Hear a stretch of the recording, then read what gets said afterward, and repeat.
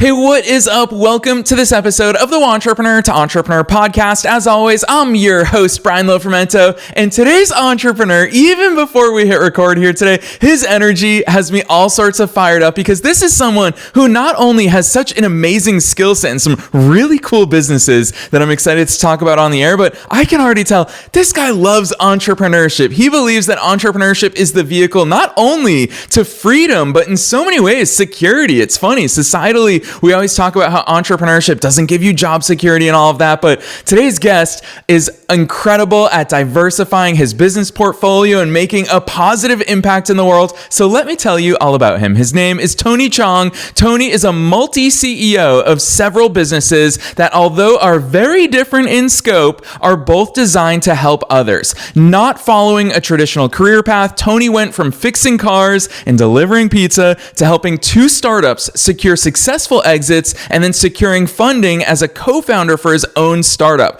Currently, Tony runs a cloud computing consultancy business. We're definitely going to talk about the tech background that has helped him create that business. But what I think is really cool, and I'm totally biased here, so we're probably going to focus on this, is he also runs the mobile app Biograph that is doing really incredible things. Yes, it leverages technology, but what I think is most incredible about what Tony is doing is that it also serves humanity's problems in a really human way by leveraging technology. So we're not only going to learn a lot from Tony today, but I know he's going to change our perspectives in so many ways. So I'm not going to say anything else. Let's dive straight into my interview with Tony Chong.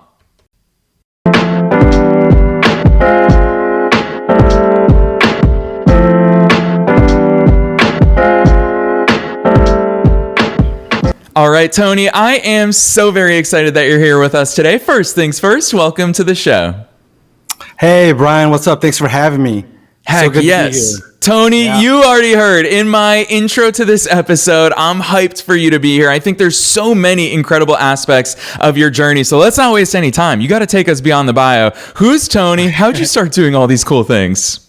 Yeah, I'm a builder, right? After a long stint in tech, in the startup world, I picked up some skills and hit a few milestones. And I hit a point where I was like, well, why am I limiting myself to just one company and maybe someone else's dream? I should be, I have enough skills and experience where I should maybe build my own thing.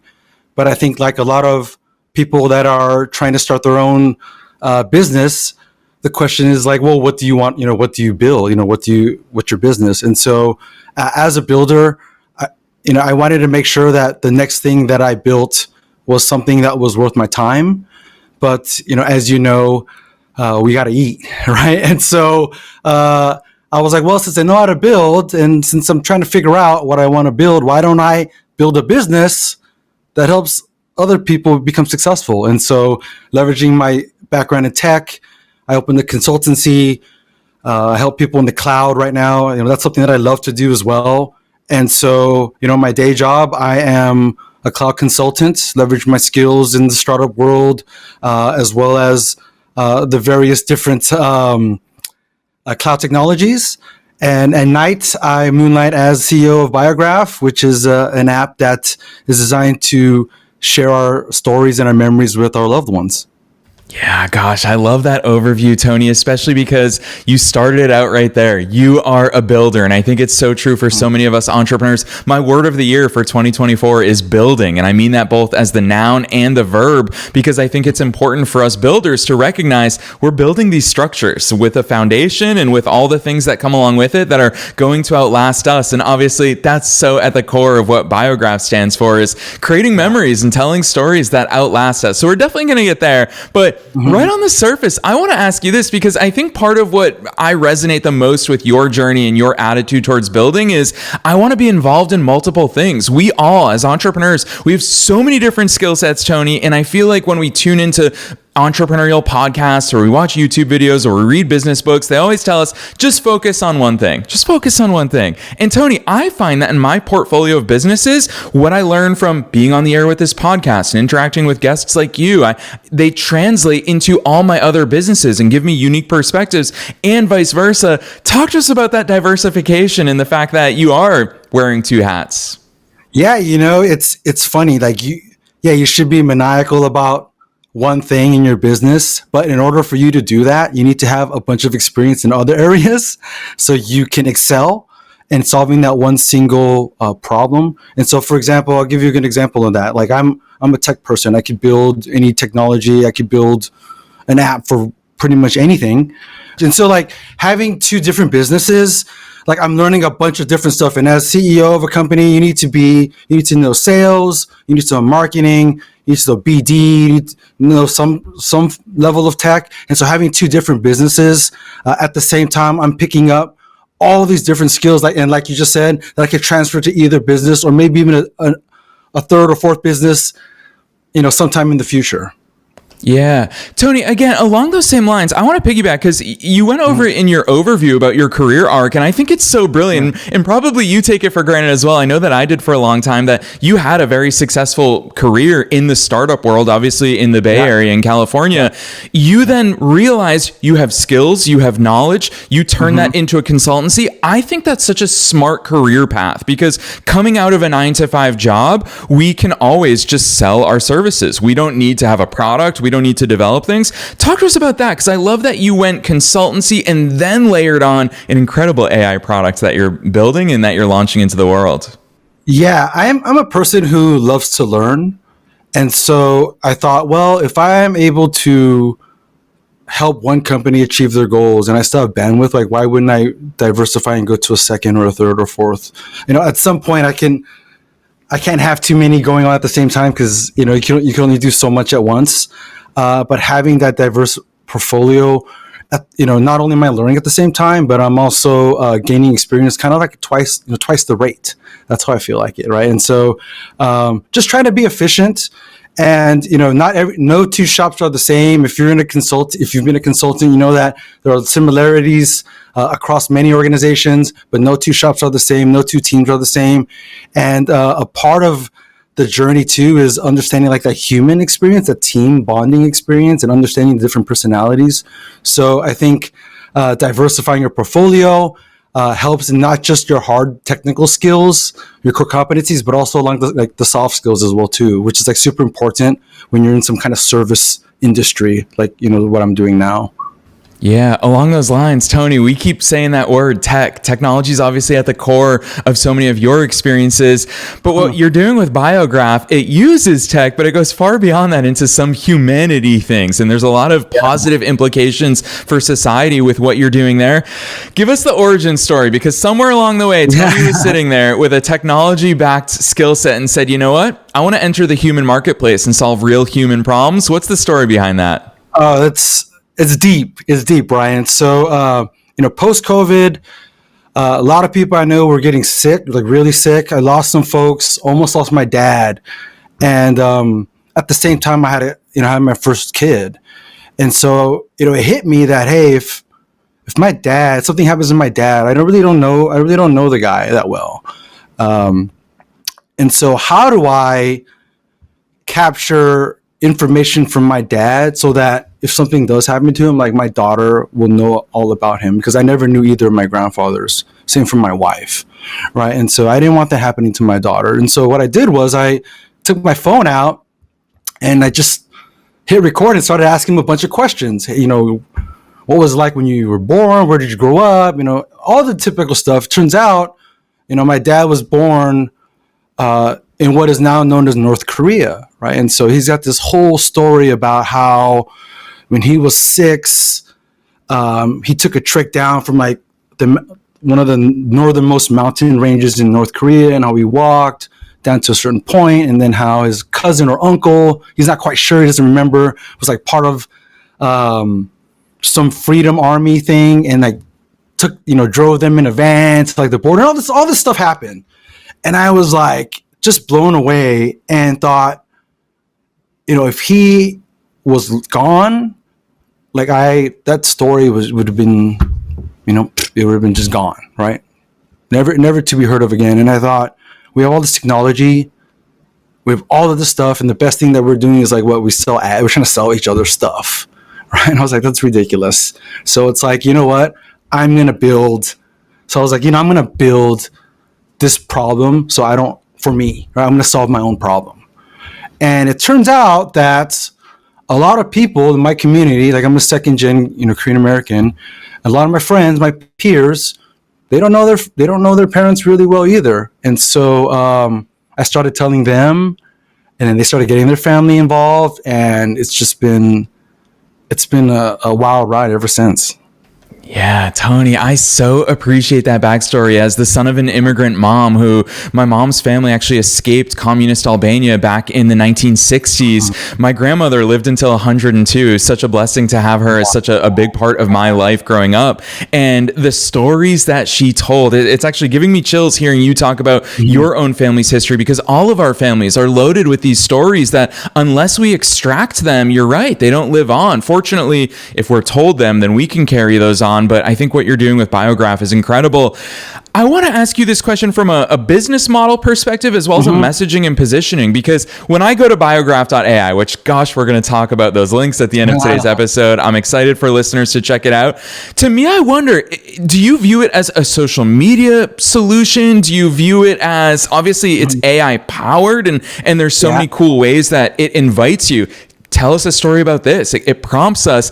How's your view of what Biograph is?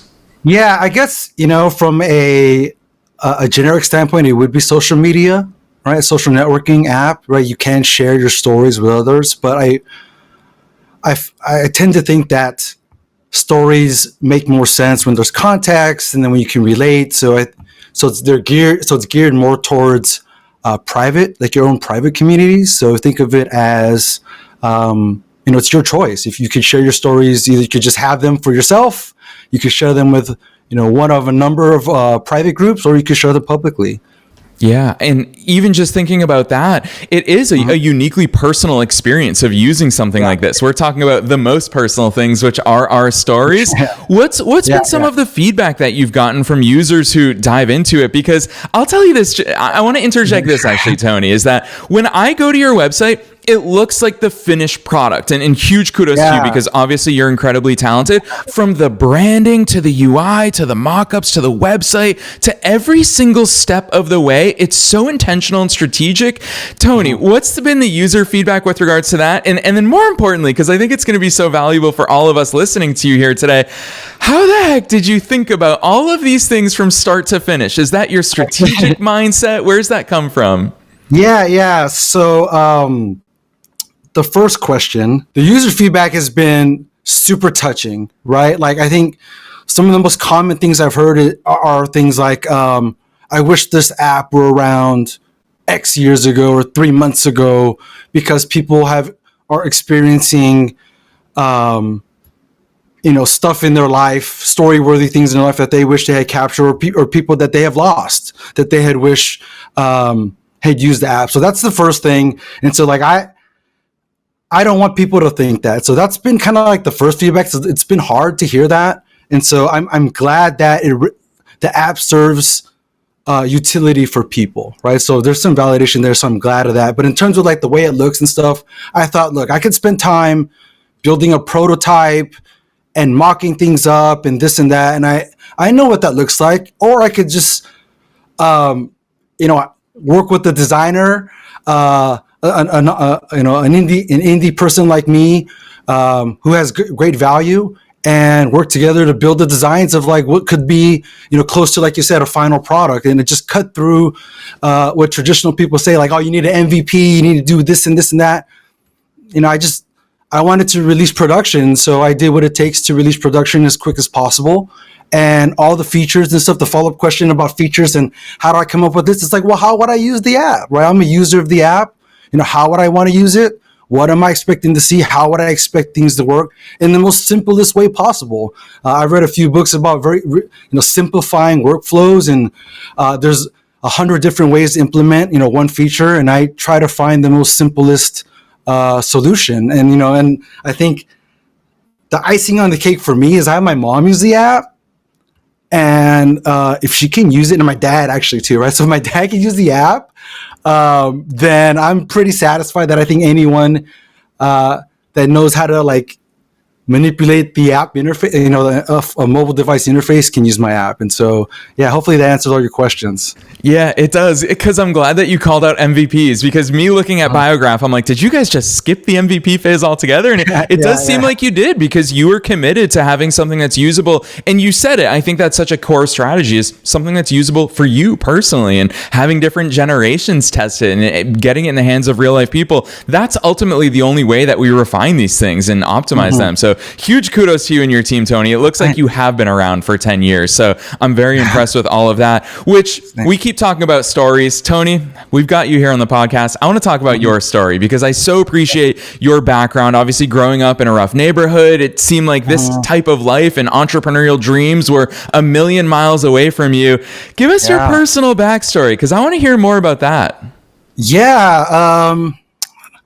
How I got into tech, I mean, that's a story in itself.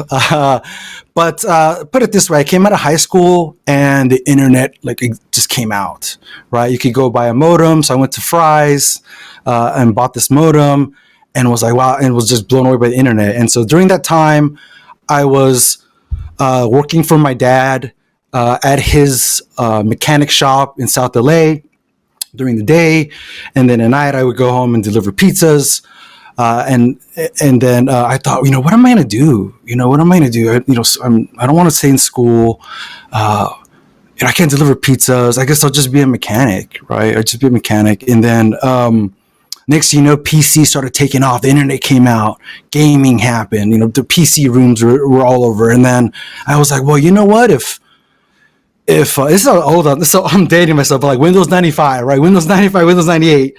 Bill Gates is like, I'm going to put a PC in everyone's home. So I'm like, well, you know what? Instead of fixing cars, I'm going to fix computers. So I'm going to open this PC repair shop. Right. And so these PC stores open up all over where I was living. So I was like, oh, maybe I'll compete with them or whatnot. And then once I finally got that tech job, my career path it changed completely. Right. I stayed there. It went from, IT, data centers, and then the cloud, DevOps, tech, startups. I just kept following. I was lucky enough to be a part of companies and projects where, they wanted to use cutting edge stuff. And if you are dabbling in tech and you're new, that every season in tech, anyone can just jump right in, because when the new stuff happens, everyone's scrambling to learn it. AI is a perfect example of this recent new season. And so, if you're early in and you can get in on, in early stages and be a part of it. Right. And, hopefully make a living out of it. And so, once I got that tech job, like I said, my career changed, the trajectory changed. And then just every job is just a culmination of, all the jobs from the past, right? Life experiences, job experiences, again, interacting with people, the various personalities. If you're in tech, software engineers and product managers and salespeople tend to have, it's very common that there's a riff in personalities. And so, understanding humans at that level and just, figuring out how to work with everyone. At the end of the day, it made sense for me to be consultant, because it's like, hey, I know how to work with these people, try to be down to earth. I don't talk super techie. And, I can help people. So, it's a long story, Brad. There's just so many details. I don't even know where to just what to leave in and what to leave out. No, I think it's perfect, because it is a launching point that I'd love to explore with you, because you and I mean, we definitely are a lucky generation in the fact that when we were young, you say Windows 95, you take me right back to childhood, and you talk about getting a modem at Fry's, and I still remember my parents yelling at me when I'm in the basement. They're just like, get off the internet, we can't use the phone. And that's the way that things were when we were young. So a lot of people hear this though, Tony, and I want to talk about it directly in today's episode if they think, well, you guys were lucky. So for me personally, my first business was a blog. It was a blog about soccer. And back in 2008, SEO, you could just keyword stuff and you would rank first on Google. And that's how I grew my organic traffic to millions of people a month. You can't necessarily do that today. And so I think you have a unique perspective, Tony, in the fact that not only were you early with regards to the tech world, but it sounds to me like you continue to be early. You identify these trends, whether we're talking about AI or cloud computing, across all the different things that you do. So what's your advice? What's your direct response to people who are thinking, I'm late to the game. I'm too late. I can't enter it. What's going to be the next thing? How do you respond to that? Because it seems to me like you see opportunities everywhere. I mean, it's never too late, right? Tech is lucrative. When people say tech, there's like 100 subfields in tech, right? And so it's never too late. Things are constantly evolving. It used to be once every 10 years, there was some crazy change. Now I feel like it's once every, 6 months, maybe even, right? The game is constantly changing. I think, saying those types of things are just, it's self-doubt, right? It's BS, right? You don't need to tell yourself that. It's never too late, right? I see articles of like really, really, what's the word I'm looking for? Really, really disadvantaged folks finally finishing, their dreams, right? Even though they're, at the final stages of of their life, right? 95, graduating college, things like that, right? And so, sorry, I don't mean to offend anybody. Trying to use the right words, and so, it's never too late, right? And so, I think the big thing is never give up on your dreams, and just you got to find a path. You got to be realistic about your capabilities, where you're at, and you got to grind it out. You got to do the grunt work, and I think that's the part that, and it has taken me 20 plus years, and I think that's the part no one really talks about. Everyone talks about the success stories, but no one talks about, hey, like you have to grind it out. Like I'm nobody special. Like I'm not an underdog, right? I didn't come out of Stanford or Berkeley. I don't have the pedigree, or I wasn't born with a silver spoon in my mouth. And so you have to like make these waves. And if you want to make waves in an ocean, like you gotta right, you gotta make some moves. You know what I mean? Like so, and I think that takes some planning. It takes some. It's not going to happen overnight, and it takes trial and error, and no one's going to have the formula on day one. And so my advice to the folks, a long way of saying, is like, just keep trying, get in now. It's never too late, right? It's just an excuse to tell yourself because you're hesitant, you're scared. I know I was, right? You're scared of for whatever reason, right? Like maybe you have kids to feed, maybe, like you hate your job, but it pays well. And, there's all kind of, whatever your situation is, fear comes in many forms. And I think, once you squash that and get started, it's never too late, right? Because by the time you think back like it's too late, you could have made that much more progress already. You know what I mean? So It's so true, Tony. It's funny. Throughout my career of being an entrepreneur, I've been an entrepreneur for 16 years now. So I obviously started very young. I started when I was 19. And I find so many of these types of stories, Tony, it comes from our generation of Americans, where we come from these immigrant families where hard work is just the way of life that our parents and our grandparents' generations experience. I'm curious what some of your mindset shifts had to be along the way, because I remember as a kid, my mom always told me anything is possible. It's the very reason why they came to the United States, was because it's the land of opportunity. What are some of those real life things? You say you don't want to offend any of our listeners, but Tony, this is the real stuff. We appreciate that on this podcast.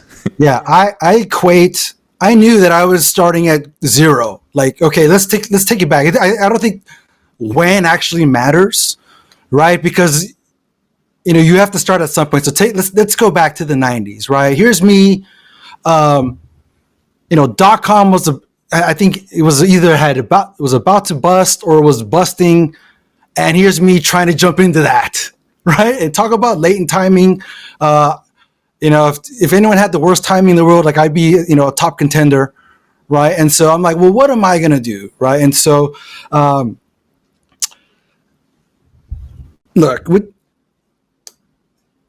you have to figure out, like, it's going to be hard, right? I came in not knowing that. I equated to like working in the mailroom, right? From the mailroom to the boardroom, right? And so coming in with zero skills, I remember like I had this my first tech job, I got laid off like after 5 months.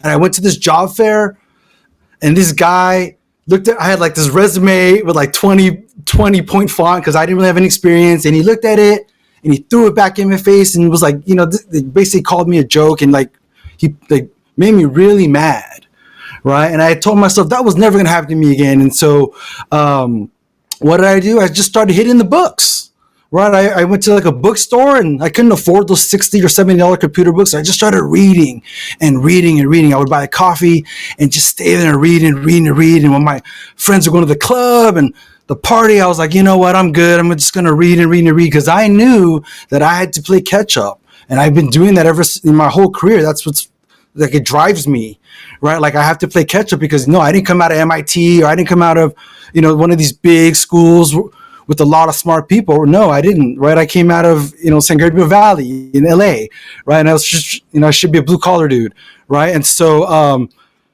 I had to figure out how I can be a part of this club that I wanted to be in, which is like these tech people. And so, I had to do what I had to do to get my foot in the door. And then once you get your foot in the door, that's just step one, right? And then once you're in the door, there's a whole, now you're just starting your journey, and then you just got to keep going. And then I told myself early on in my career, because I remember having a hard time. Once I got in, none of the seniors wanted to help me. I was just some punk kid. They didn't give me any mind, pay me any mind. And so, what did I do? When the new stuff came out, I started learning it. And then I told myself, when I become a senior, I'm never going to get pigeonholed, right? I'm never just going to be complacent with technology. I'm going to constantly learn and constantly be on top of it, because if I miss one, thing, I can jump on the next wave, right? And so I just been following that philosophy ever since, or just like being an underdog, having this rules, and just like believing in that rule and keeping it simple, and just keeping at it, right? And failing. And the next thing you know, 28 years later, here you are. Tony, I'll tell you what, you're getting me all sorts of fired up here in today's episode, because this is the real stuff. Honestly, your attitude and your mentality shines through in not only the things you say, but the way that you say them. And the two things that are really clear to me about you is, one, when all the cards are stacked against you, you pick you. And I think that is such a powerful message, is that you continue to pick you time and time again. And then the second thing, you gave that analogy of walking through the door. To you, just getting in the door is not enough. You keep that pedal to the floor and you keep on pushing. And I think that persistence, it shows so much in all of your accomplishments as an entrepreneur, as a successful business owner. So huge kudos to you. And really, I mean, I know that you're inspiring so many listeners. You're personally very much inspiring me. So I really appreciate these insights. I do want to ask you, because we always enjoy in these conversations talking entrepreneur to entrepreneur. You're one of us. For all of the listeners who are tuning in, they can relate to that part of your journey. What's your day-to-day look like? Obviously, you have two awesome businesses, Airwave Tech, which is the cloud consultancy business, as well as Biograph, the AI-powered storytelling solution that we've talked about. What does that look like? Do you batch your week? Do you have certain days focusing on certain businesses? How do you structure it? All right. So I wake up super early. Get my exercise in, walk, lift weights. While I'm walking, I try to organize my day. Through business, regular business hours, I do my consultancy. My clients are East Coast, West Coast, so the timing makes sense. I also have two small children, right? 2 kids under 3, and then so like during the early afternoon, I'll spend time with them, and then I put them, after bedtime, I'll jump back in the afternoon, work a little bit there on my consultancy. Spend the rest of the, the afternoon, evening with my kids and my wife. And then at night, I'll, switch computers and work on Biograph. Right. And so, that might be an anti-pattern for what, the anti-work movement these days. But, I've never really slept a lot. And so, I use that time to be productive. Yeah, I love that. And you're preaching to the choir again, because as someone who, I love everything that I do, it's just like that quote, if you love what you do, you'll never work a day in your life. So Tony, it's cool to see how much you personally get fulfillment from doing the things that you do. But also you jump straight to the fact that you're a dad. You've got 2 kids, and that's crazy. 2 kids under 3. I can only imagine how much your hands are full. So kudos to you. It takes a team to make that stuff happen. So I do want to ask you about time horizon. As builders, having you on the air, it's such a treat, because I find that all entrepreneurs, all builders look forward in different ways. For me, I'm a big fan of 30, 60, 90 day strategies. I'm a big fan of those actionable windows that I can make some serious moves within 90 days. You obviously being in the tech world, I mean, AI is changing the way the world is on a very macro level. What's your time horizon look like? Do you imagine what the world's going to look like 1, 3, 5+ years from now? No, I don't. Right, I don't. Right, because I think it's just anything can happen. Right, anything can happen. If anything, the pandemic has showed us that. And so my time horizon is like, I have long-term goals. Obviously, I have, I think financial freedom is probably at the top of that list. Right? I think a lot of us get into entrepreneurship because of, of that reason alone. I think for me, there's more to it than that, but that is a strong, compelling reason for why I'm in entrepreneurship. And so, once you achieve that, I think at the end of the day, for me, it's, just a week, right? Like I had these long-term goals, and, I have these steps to get there, and I break that down into weekly chunks. I think that's as much as I can take on because I have 2 kids. We're in an election year in the States. There's always something, you know what I mean? And so, yes, I have long-term goals, but I don't dwell too much on that. I have them, and those don't change really. But I do plan out, just week to week because, life is dynamic.